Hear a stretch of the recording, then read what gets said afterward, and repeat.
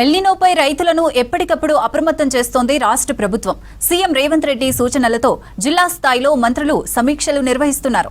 ప్రత్యామ్నాయ పంటలపై రైతులకు అవగాహన కల్పిస్తున్నారు. ఇప్పుడున్న పరిస్థితుల్లో తక్కువ నీరు అవసరమయ్యే పంటలను సాగు చేసుకోవాలని సూచిస్తున్నారు.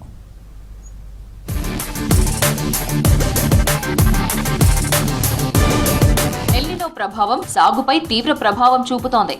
దీంతో రాష్ట్ర ప్రభుత్వం అన్నదాతలను అప్రమత్తం చేస్తోంది. వాతావరణ శాఖ సూచనలతో రెగ్యులర్ పంటలు కాకుండా తక్కువ నీటితో సాగయ్యే పంటలకు సంబంధించి జిల్లాల వారీగా నివేదికలు తయారు చేసింది. వాటికి అనుగుణంగా రైతులు పంటలు సాగు చేసేలా అవగాహన కల్పిస్తోంది.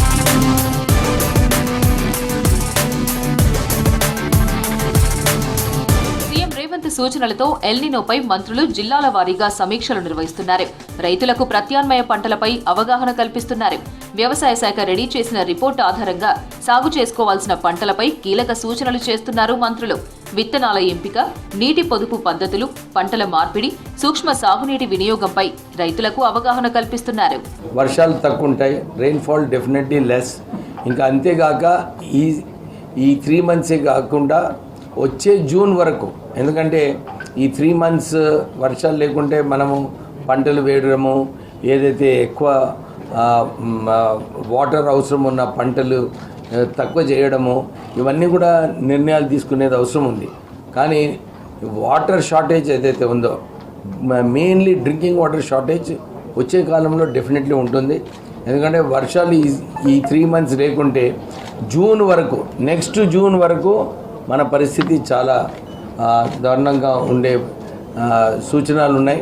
So we need to tackle from now only what best we should do.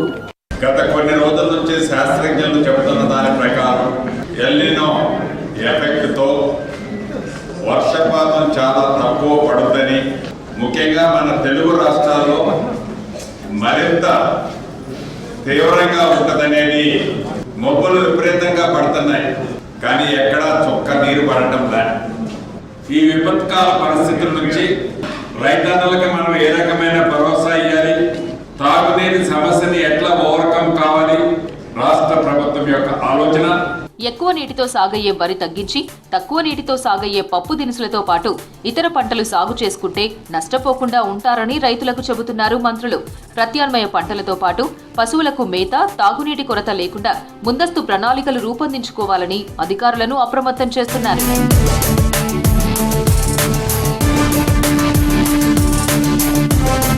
మరోవైపు రాష్ట్రంలో విద్యుత్ కొరత రాకుండా ప్రభుత్వం దృష్టి పెట్టింది. డిమాండ్కు అనుగుణంగా విద్యుత్ సరఫరా చేయడానికి చర్యలు తీసుకోవాలని అధికారులను ఆదేశించారు డిప్యూటీ సీఎం భట్టి.